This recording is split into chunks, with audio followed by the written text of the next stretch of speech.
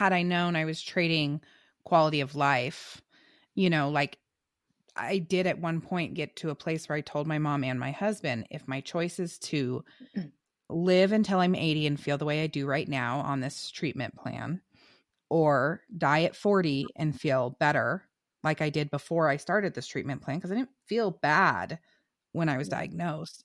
I was having some issues, but I didn't feel bad like I did on the treatment. I said, I'd rather die at 40. Yeah. Truly. Like not a life worth living. Yeah.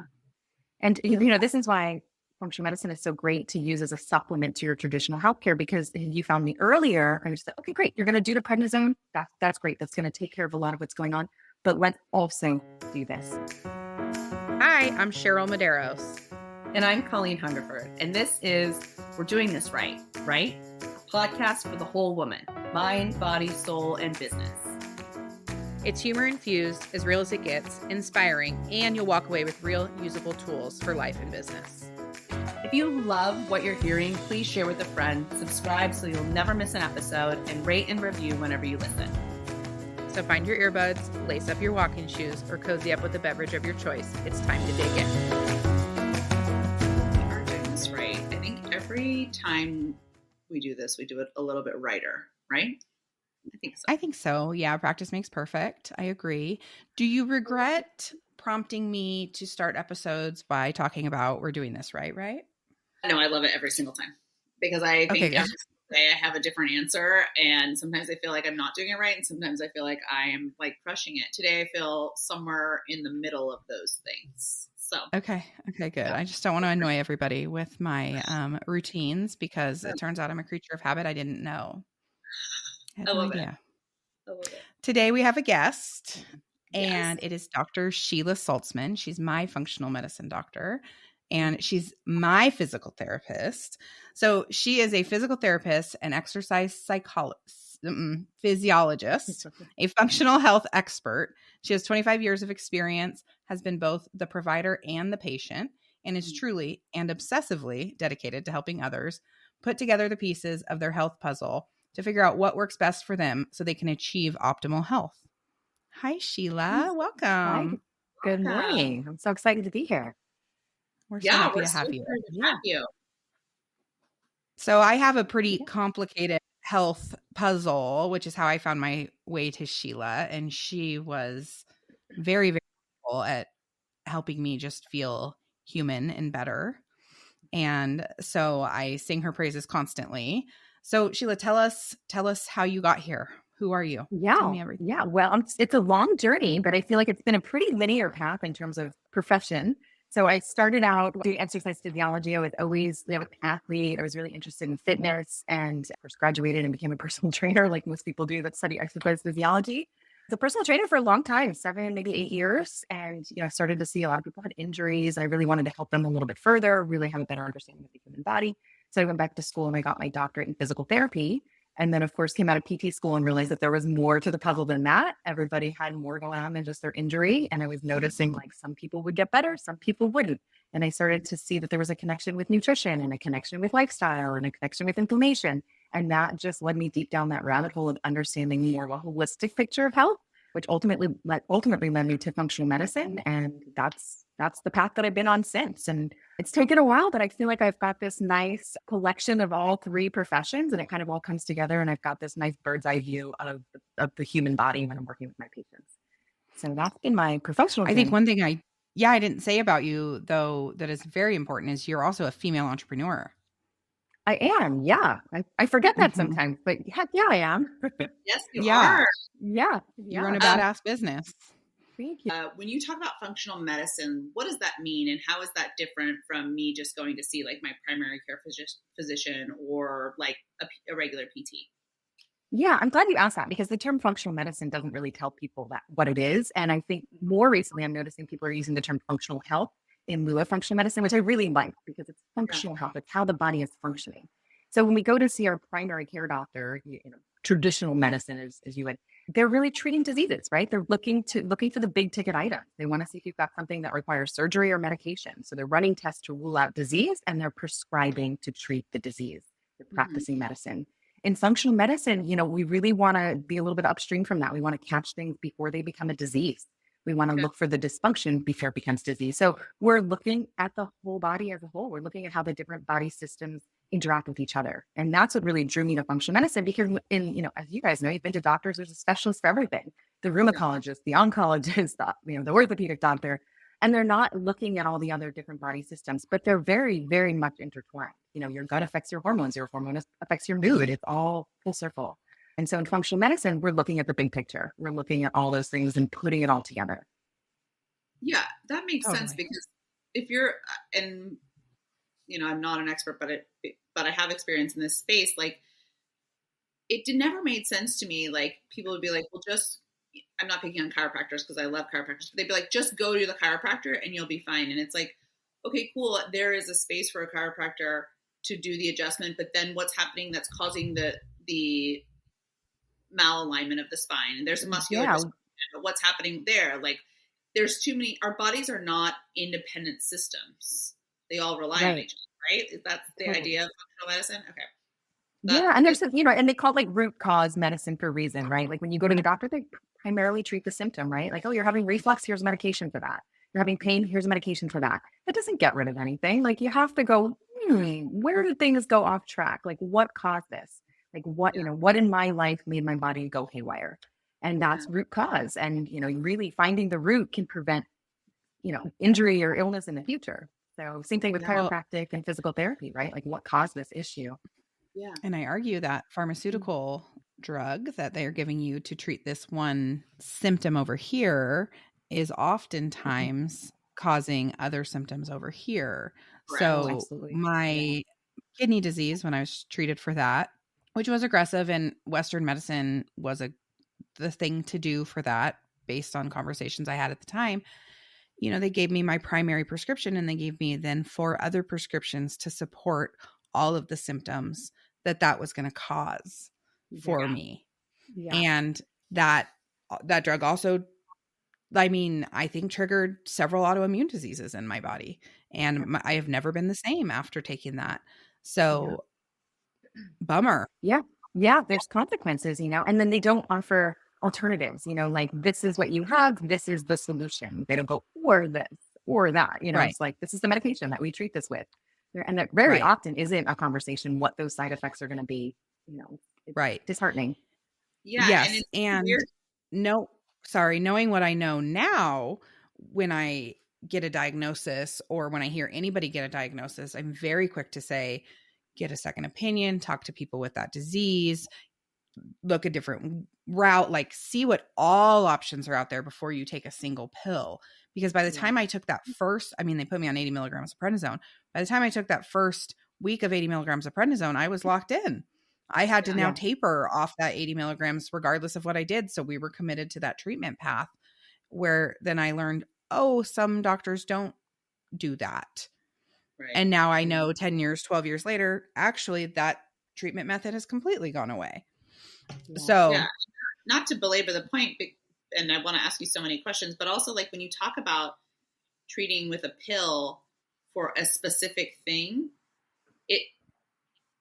you're also treating your whole body with that pill, right? Like, that moment that you ingest that medication, it's not only going to your kidneys, right? It's going through your bloodstream, through your systemic. Whole body. Absolutely. Yeah. It's systemic. So so when people, I think, are like, well, you should go to like a traditional doctor or whatever, it's like, or whatever those, like, that kind of viewpoint is, it's like, okay, but like, that actually doesn't even make any sense, because how can we pinpoint? It's like when you're like, oh, people want to lose belly fat, and it's like, okay, well, you can do 1 billion sit-ups, but that's not going to be, you can't pinpoint where your body decides to lose weight, similar. Exactly. You can't spot treat. Exactly. I think a great analogy, right? You can't spot treat. You can't take an immune suppressant and say, oh, it's just going to turn off this disease. Like, you're suppressing the entire immune system. It's going to affect other things.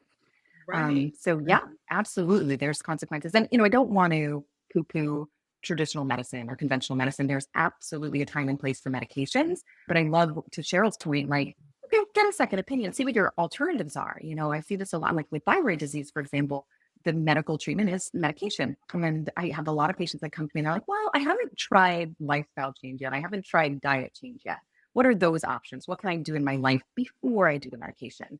And I think a lot of people are starting to think like that. They're like, well, okay, medication's there. I'll put that in my back pocket. I'll take it if I need it. But what can I do first? Yeah. Yes, I agree. A lot of people are moving that direction. I hear it more and more, people asking for referral for functional wellness and functional health. And so you are passionate about a number of things and you have such a breadth of information. But when I asked you what was the one thing that you think all women, and we might, and our 4 men, we have probably 4 men listeners. We might have 5 now because Sky was on, so he might be an avid listener now. Our 5 male listeners too. What do we need to know? What do we not know that we really should be knowing?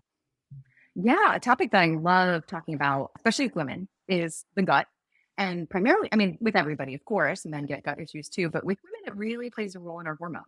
And I think a lot of women find functional medicine because, they go to their gynecologist, and the gynecologist is like, I don't know, take birth control. And they're like, that's not the solution, right? And so eventually it leads them to functional medicine, but we still have to look to the gut because that plays a big role in our hormone balance, our ability to detoxify these hormones, our mood, all of the things. And so gut health is really one of my biggest passions. My whole life I had gut issues until I figured it out.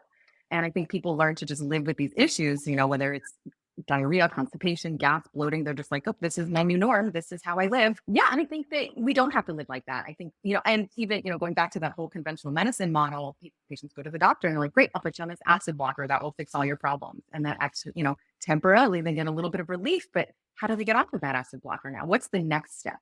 And I think the doctors don't really guide them through the next step, the diet change, coming off of the medication, all that. So I love talking about gut health and I'm happy to dive into that today. Yeah. I mean, let's totally geek out about it because I feel like Cheryl, you made a mention of like how taking the prednisone changed or maybe an autoimmune disease. And I think like I recently realized I'm 41 that like gluten is not it's not good for my body. It makes me really inflamed. My aunt is like a diagnosed celiac and my daughter, I didn't diagnose her because I don't want her to take that. I don't want her to do the biopsy of her gut, but very obviously celiac. But that is something that maybe changed in my life. Like that wasn't always the case, or maybe I just am noticing it now. I'm not sure. But to your point, like my aunt went her whole life until she was in her 50s, just feeling sick all the time. And that was just normal, like having, diarrhea all the time or having stomach problems all the time. And was either told like, you're just anxious or, you have, it's something you ate or whatever, but it was just her normal. And then with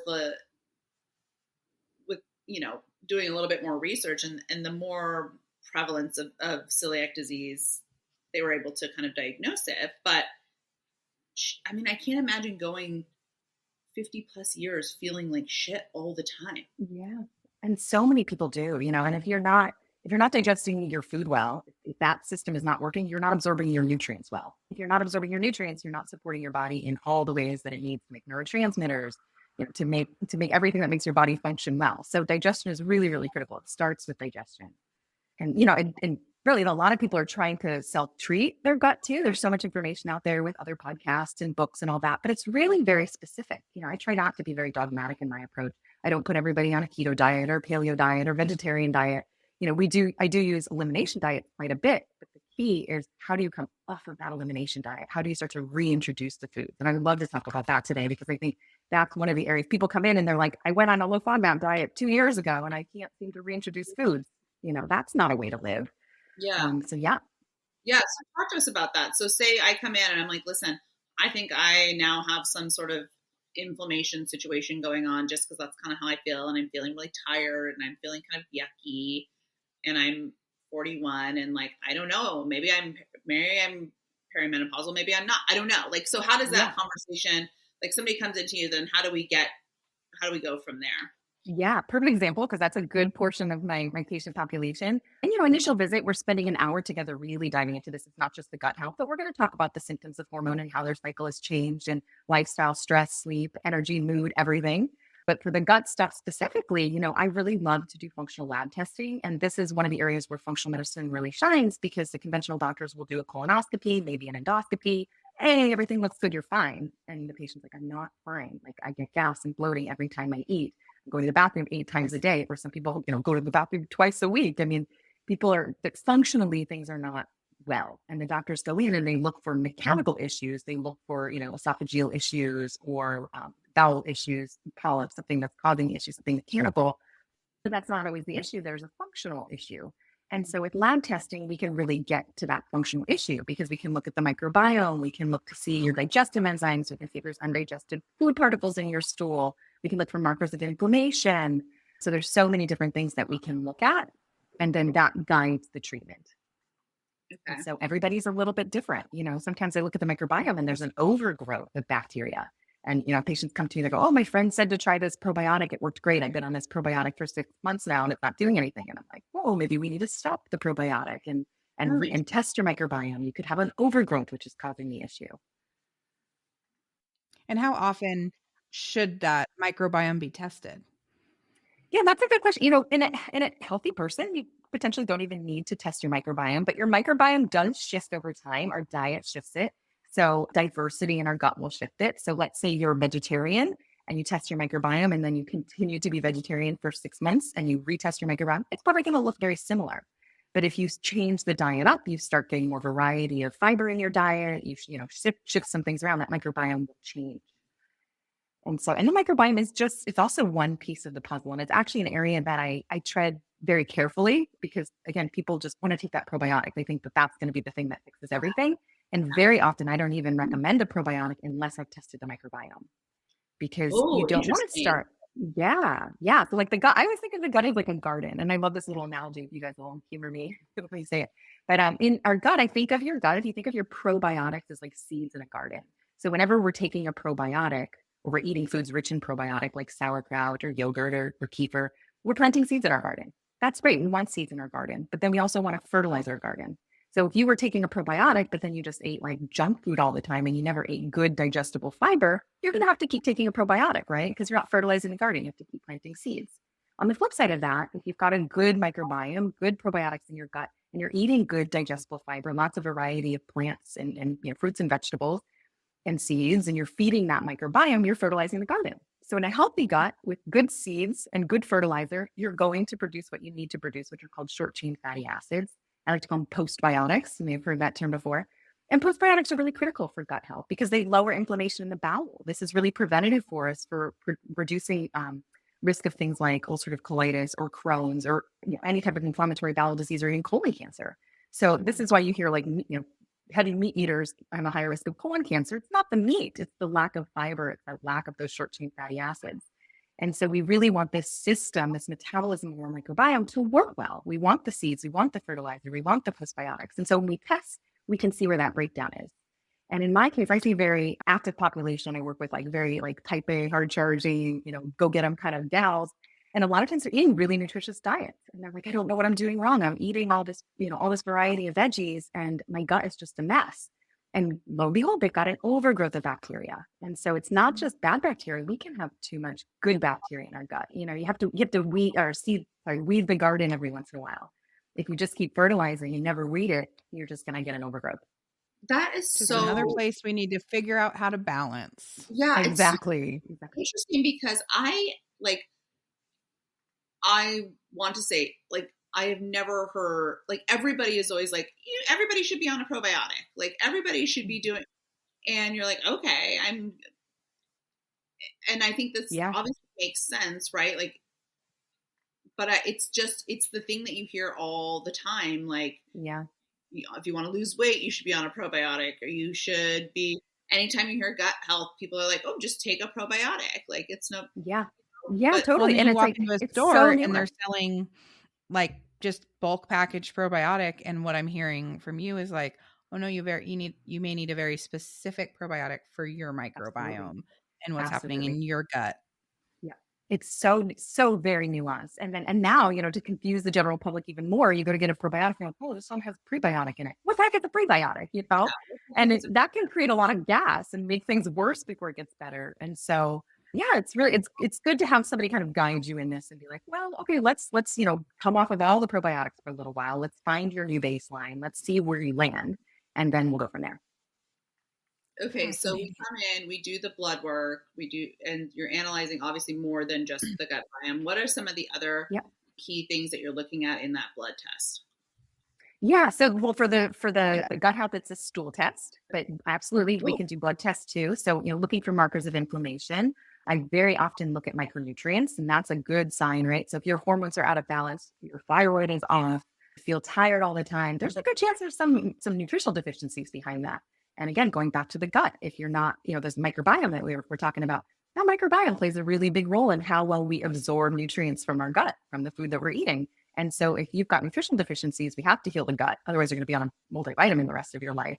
But I love to look at nutrients. I love to look at like omega fatty acids, so your omega-3 to omega-6 balance, which plays a really critical role in inflammation in the body. We can look at markers like CRP, which is a sensitive marker, but not a very specific marker, but it tells us if there's general inflammation in the body. It can also be kind of the first sign of possibility of an autoimmune condition. So looking at your blood sugar, your A1C, a lot of times when people have gut issues or hormone issues, there's chronic stress behind that. Going back to that root cause, chronic stress is the source of a lot of our problems, right? Just kind of go, running a business, doing a podcast, you have kids, you got a lot going on, and we're always in fight or flight, right? Yeah. We've got fight or flight. That's our, running from a tiger. And there's fight or flight and rest and digest. And I know you guys have talked about this in other podcasts. So that sympathetic nervous system versus parasympathetic nervous system, rest, digest, and repair. We need to be in that state the majority of the time. When we're living and existing and eating our food, when we're in fight or flight, we're not even digesting that food. If you're shoveling food in just so you can get back to work, you betcha you're not breaking it down and digesting it well. You're not even making enough digestive enzyme when you're in fight or flight because your body's preparing you to run from a tiger, right? Not sit under a tree and digest. And that fight or flight actually it releases cortisol, right? It's adrenaline. So we can release cortisol. Well, cortisol is a hormone that's very catabolic in our body. And I think Cheryl could attest to that because that prednisone they put you on is essentially, it's a corticosteroid. And so that can elevate our blood sugar. So blood sugar can be out of balance. That can affect your sleep because you can be getting these drops in blood sugar in the middle of the night, which then triggers more cortisol. And so cortisol, when I say catabolic, it means it breaks down tissue. It's the opposite of anabolic. So when we think anabolic, like steroids, growth, repair, catabolic breaks down tissue. And so when that happens, we can actually break down our gut lining. And that's leaky gut, if you guys have ever heard that term, or it's an increased gut permeability. So the enterocytes and the cell wall of the gut start to open up. And so like celiac, we can kind of go through the gut wall a little bit. So you've got the celiac are when you have celiac, the little on that wall are kind of flattened out and damaged. There's a few layers of that wall of yours. We're speaking about your small intestine specifically. Your small intestine's got a cell wall. It's a lot like a cheesecloth. It's woven. It should have really tight junctions. Nothing should be getting out of there. On top of that cell wall, we've got those little villi, which kind of pick up food particles and move them along. And then on top of those villi, there's a nice mucosal barrier where your immune system is. So there's a lot going on in there. Your immune system is there. Not supposed to fight pathogens that are coming through. That's your first line of defense. And so, when we're under stress, a lot of this breaks down. We get a wearing away of that immune wall, which makes us more likely to get, overgrowth of candida overgrowth, the bacterial overgrowth, viruses, anything that comes in the body, there's a better chance of getting in. And then we can get an opening in that cell wall and food particles can get out. And so now you get a leaky gut. That can actually lead to food sensitivities and a heightened immune state, which could also lead to autoimmune conditions. Yeah. And so, you kind of have to look at all of this because it's got a downstream effect that can lead to other diseases. And so the prednisone gave me leaky gut, which led to autoimmune disease, also made me pre-diabetic and gave me insomnia, like you described. So many of the things that I was going through while I was on it and post. Yeah. Mm-hmm. And they never told you that. They said, okay, here's what you have. Here's your solution. Here's your prednisone. That's the treatment. Go. Yeah. And had they presented you with like, okay, there's a possibility of this, this, and this, you'd be like, okay, well, what could I try before this? In your case, you did have pretty serious issues going on, and that might have been the only treatment option at the time, but you didn't have that information to make that decision, which isn't really fair to you. Right. Yeah. And like, had I known I was trading quality of life, like I did at one point get to a place where I told my mom and my husband, if my choice is to live until I'm 80 and feel the way I do right now on this treatment plan, or die at 40 and feel better like I did before I started this treatment plan, because I didn't feel bad when I was diagnosed. I was having some issues, but I didn't feel bad like I did on the treatment. I said, I'd rather die at 40. Yeah. Truly. Like not a life worth living. Yeah. And, this is why functional medicine is so great to use as a supplement to your traditional healthcare, because you found me earlier and you said, okay, great. You're going to do the prednisone. That's great. That's going to take care of a lot of what's going on. But let's also do this. Let's look at your gut health. Let's make sure that you've got good gut integrity. Let's get good variety in your diet. Let's do some baseline testing before you jump into this treatment so that you could prevent yourself from getting a lot of what happened from taking that medication. Yeah. Right. Is the gut, I mean, I guess the answer is maybe yes, but I don't know. Like, is it repairable? Like when you talk about like leaky gut or that being permeable, like can it so repairable? Fix itself? Absolutely. It can regenerate. Yeah, it can fix itself, but really you have to take the steps. And I love that you asked that question, because I think a lot of patients come to me and they've done like half the protocol and they're like, I'm not there. I'm not getting there, So when a patient comes to me, they've got gut issues, I do what I call the 5R gut healing protocol. And so that's remove, replace, reinoculate, repair, and rebalance. And you have to do all 5 of those steps. So think of it like the 5 fingers of your hand. If you do 4 of those steps, you might get somewhere, but you're not going to completely heal. A perfect example, I'll have patients that come to me and they've said, okay, I've been on an elimination diet. I did an elimination diet. I did it for 3 months. Nothing changed.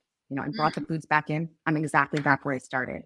And my favorite analogy for that is if I said to you, okay, I'm going to renovate my office and I'm going to remove everything from my office. I'm going to pull out my computer. I'm going to pull out the bookshelf. I'm going to pull out the chairs, and we're going to wait 90 days and we're going to bring it all back in.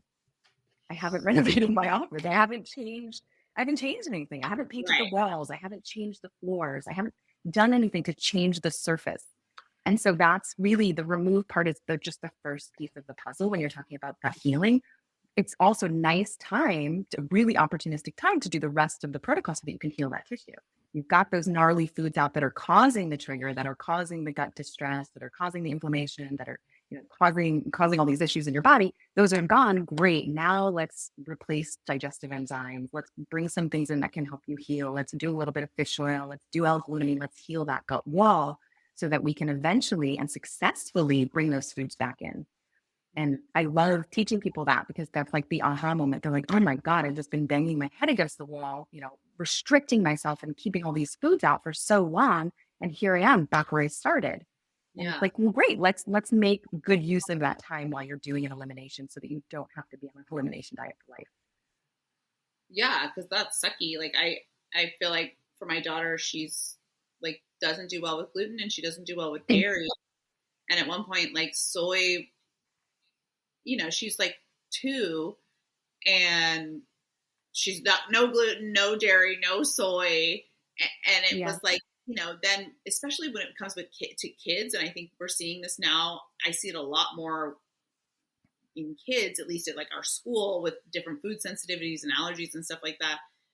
It really limits what they are eating and what they're willing to eat and what they can eat. And I think that has, that's an interesting thing for us to maybe even track as these kids turn into adults and how that affects, their adulthood. But one of the questions I wanted to ask you is like, with all of this, how do like say you're not feeling right, like what are some of the other symptoms of like that there might be something going on in your gut besides just like gastro symptoms, right? Like like, is it always just diarrhea? Is it always just gas, like, or are there other symptoms? It can be so many things. So that's actually a really good question too, because if it's gas issues, if it's bloating after you eat, that's kind of easy to figure out, right? You eat this and then something happens, right? You can pin it down. With food sensitivities, and I do want to specify, there's a difference between a food sensitivity, a food allergy, and a food intolerance. These are 3 different things. An allergy is what we call an IgE reaction. These can be life or death. These are things that can cause an anaphylactic reaction. And these are things that your conventional doctors, your allergists, your ENT doctor, they can do testing for true food allergy. That's a totally separate beast.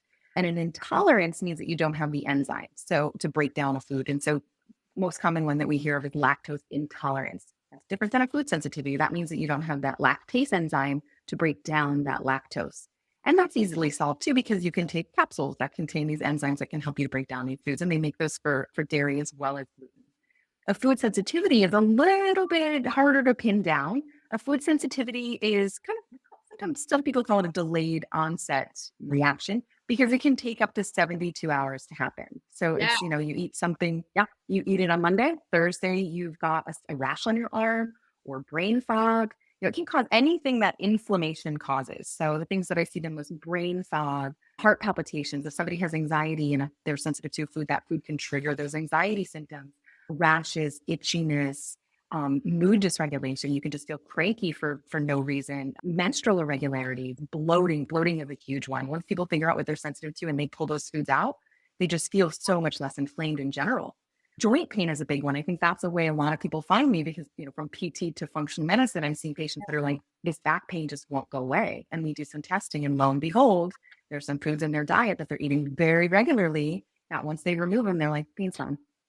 And, I'm not saying that always fixes the pain, but it is a big piece of the puzzle. Yeah. And that is something that we have kind of tried to, and not to make this all about my kid, but here we are. But that's something that we've seen with Vivian, is that her reaction is almost 24 to 48 hours later. Oh, okay. And it is mood related. It is headaches. It is anxiety. She gets like a really, really bad eczema around her mouth. Around the mouth. Mm-hmm. And that's why it took us a bit. When she was little, she was off it. And then we kind of put her back on because we went to an allergist, and the allergist was like, she doesn't have any allergies. Yep. Very common. We did all the blood testing, no allergies. And so we're like, okay.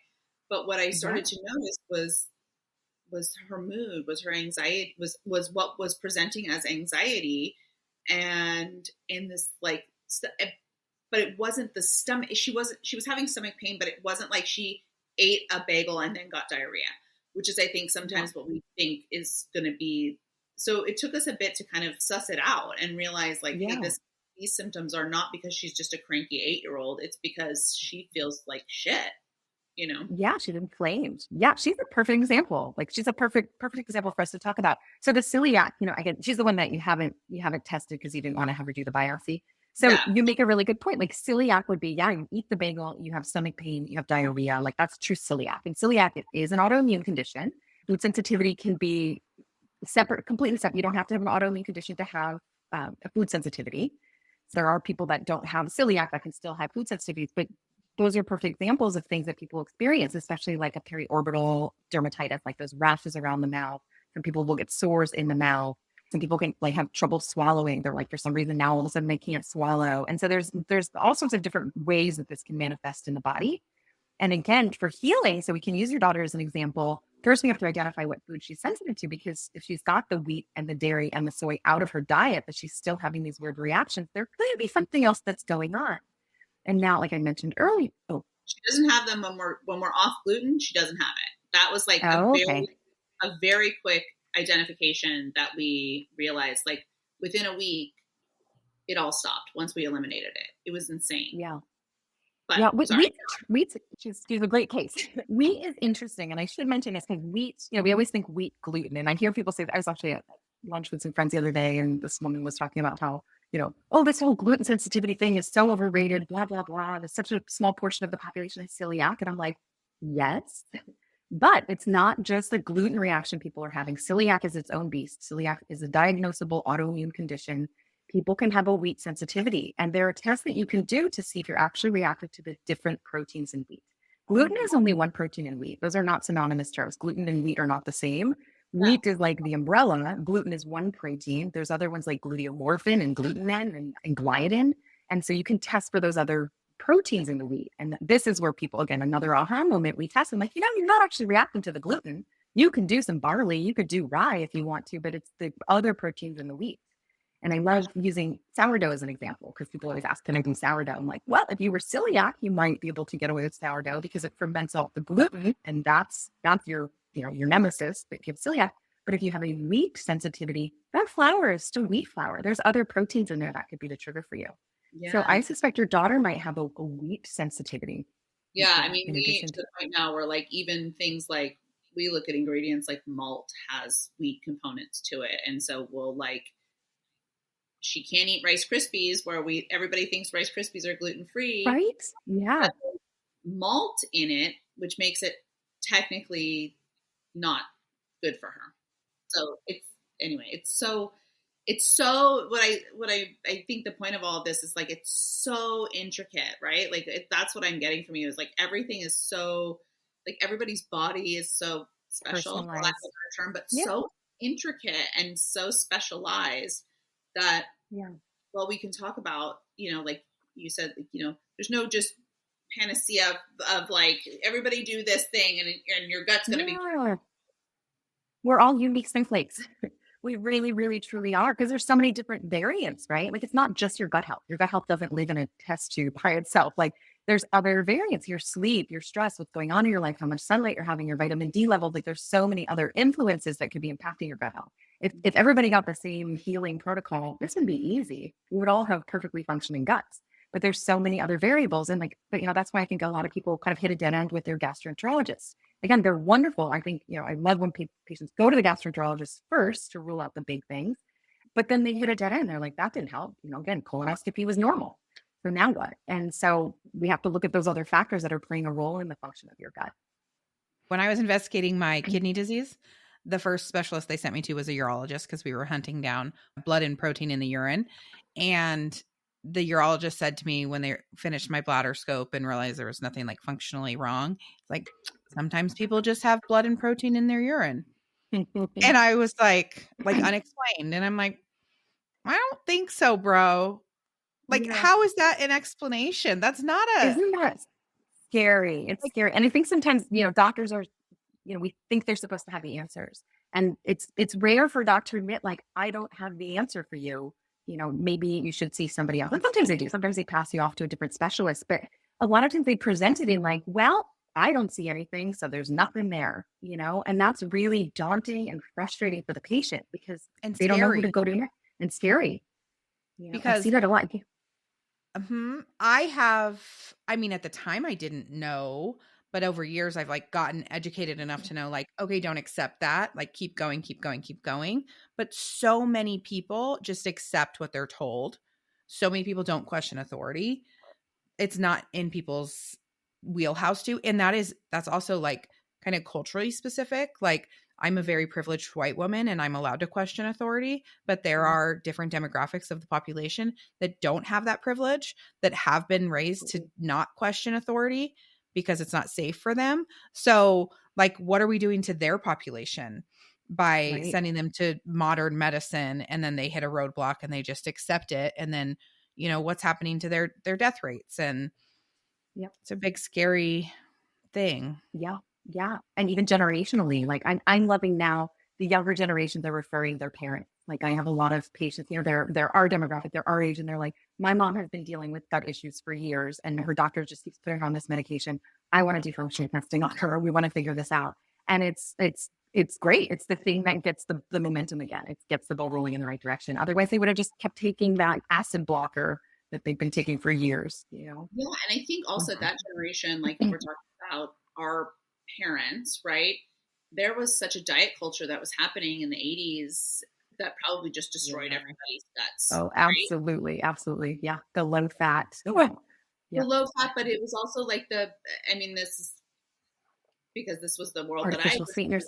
My family, but there was a lot of like, do this diet, no, do this diet. No, you got to do this diet. And I can just imagine like if I think about, unfortunately, the amount of diets that I did as a child and into adulthood, like that has probably fucked the shit out of my gut, right? Because you're like, oh yeah, I'm going to be low fat and we're going to do Nutrisystems and eat this weird processed food. Plastic food. Then you're going to do the cabbage soup diet. Then you're going to do, and your body's like, drink the Slim Fast, Diet Coke. What the hell is going on? Like just give me some real nutrients, right? And I think that and maybe that's something that why maybe you see women more like because that diet culture is so obviously more prevalent in females versus males, but not exclusive. I always think about that, like God, what have we done, or what have those women done in the like the 70s and 80s? The damage done, bodies. It's so awful. Yeah. And not that, that's a big part of healing is that we want to bring stability to the body. We want to find homeostasis. If you're constantly doing a different diet or you're starving yourself and then you're binging, you want to find homeostasis. But the body will heal if it knows that you're not in a, famine or a war zone, right? Like you don't want to be in that fight or flight. You want to know that food is coming, nutrition is coming, you're getting those micronutrients, you're getting good sleep, you're getting out and getting natural sunlight. These are all really critical pieces of healing, whether it's the gut, the hormones, mood, whatever we need stability. So I do want to just kind of give a nugget that, if anybody's taking notes at home, that 5R healing protocol. I know I said it really quickly, but I would love to say it again if anybody wants to write it down, because these are the fifth component of it is a really important one, and it's rebalancing the nervous system. And so the first one, again, we talked about remove. And so you want to remove those foods that you're sensitive to, because the body's not going to heal if you're still eating triggers. The second one is replace, and that's digestive enzymes. Again, when we've got that elevated cortisol all the time, the body is not digesting. And so we can have really low hydrochloric acid in our stomach. And, I don't want to give specific supplements because I don't want people to try to self-treat. I'm happy to have that conversation with people on a personal level. But digestive enzymes, apple cider vinegar capsules, things that can really help, pancreatic enzymes. We want to re-inoculate the gut. We touched on that a little bit, but with the right microbiome. We don't want to just willy-nilly take probiotics. We want to repair the gut, again, that leaky gut. So there's specific amino acids like L-glutamine that we can take as a powder in our water that can really help to close up those enterocytes, heal that gut wall so that you can stop having the food particles getting out into your bloodstream. That'll calm your immune system. And then that last component is rebalance. And I love that piece because it's the nervous system. So again, if you're doing steps 1 through 4 and you're taking all the supplements and you got all the foods eliminated, but you're super, super stressed out trying to navigate this food elimination, it ain't going to work. Yeah. And I always tell people, like, be realistic, have grace with yourself. If you're doing an elimination and, let's say you had cilantro was on your food sensitivities and cilantro showed up in a salad, don't beat yourself up because you have the cilantro, just be mindful of how it made your body feel, and then go back to eating the way that you were, because the more stressed we are, the slower that healing is going to happen. So we really want to get into that parasympathetic state, that rest and digest. That's having fun with your friends. That's getting away from work. That's getting out into nature, all those things that are kind of let our body come back down. Really, really critical for that healing. Man, I love the way that you put that, because first of all, I've never heard rest and digest. Did we talk about that before? I don't know. I don't remember hearing about it, but I want to spend like 45 to 75% of my day resting and digesting now. I feel like we should be. It's crazy. So yeah, big tip, if anybody's having gut issues, your homework is just to slow down and disconnect when you eat your lunch. If you're eating at your computer or you're eating standing up in the kitchen while you're feeding your kids, that's not helping. You have to slow down and chew. And I always tell people, we're not going to tell you to chew every bite 30 times or chew to applesauce consistency. That's really tedious. Set a timer. See how long it takes you to finish a meal. If you're finishing your dinner as fast as my French bulldog, we've got problems. If it's taking you 5 minutes flat to eat a dinner, that's a little too quick. We shouldn't be shoveling the food in. We should be kind of focused and being present and enjoying and savoring and tasting. So sit down at your meal, turn the phone off, turn the TV off, kind of connect with the food and, the people that you're with. Chew the food, slow yourself down, and that can do wonders for the rest of the cycle downstream. And Sheila, what are, like, if you just gave us amazing tips there, like, what are some just other, I know it's everybody specific, but like, what are some like quick things? Like you mentioned, like getting sunlight a couple times, like what, like if we're talking about a perfectly healthy human, like what are 3 other things we should be doing during the day to like create that homeostasis in our body? Yeah. Number 1, eating. So a lot of us just go and forget to eat, or we're just shoveling food in mind, eating what's on the kids' plates. Like, oh, I'm just going to eat these little chicken nuggets, get some food in my belly. Be mindful about what you're eating. Think about, again, that homeostasis is stable blood sugar. So if you're going long periods of time, especially, like keto and intermittent fasting and all that has had its day. People are really trying to do intermittent fasting. If it's working for you, great. If it's not working for you, it's not working for you. We need to change gears, because if you're intermittent fasting and you're going a long period of time without food, your body needs blood sugar. So it's gonna send a signal to your adrenals to make cortisol, because cortisol is what tells your liver to break down your muscle and turn it into glucose. So eat your food. Make sure it's protein at every meal, so you're keeping stable blood sugar. That's number 1. And again, like I said, just having fun, disconnecting. It can be going outside and getting sunlight. It could be laughing with your friends. Believe it or not, when we laugh, laughing is like, it stimulates the vagus nerve, which travels down our throat. And so things like gargling. People may have heard this or read this before. Gargling can actually stimulate the vagus nerve. So can laughing. So if you're living a laughless life, I would say try to find some joy. Try to have time with friends and laugh and stimulate that vagus nerve. Laughless life. I hope nobody is living a laughless life. That sounds so sad. Yeah. Well, yeah, I hope not. But yeah, laughing is a good one. The third one would be chew your food. Really, take the time to savor those meals. I mean, think about other cultures in other countries, right? The countries like shut down for 2 hours in the middle of the day and have time to sit and eat and socialize with their families. We don't do that in the US, so it's great. If you have the opportunity to eat lunch with friends, eat lunch with friends. Oh, I love that. But I love that. Yeah. Okay, This random. would be my weekday. Sure. I've been hearing a lot about legs up on the wall. Have you heard about this? Like, does that, like, when you put your legs up for 20 minutes on the wall, it's supposed to, like, decrease, like, your stress levels and, like, activate your vagus nerve or what? Have you heard about this? Is this I haven't heard about this. I mean, it's a great position and it's really good for lowering inflammation in the legs and improving venous return and decreasing inflammation. But I'd have to dig a little bit to see the relationship between that and the vagus nerve. That I'm not familiar with. I've been doing it. Okay, and what do you think about fecal transplants?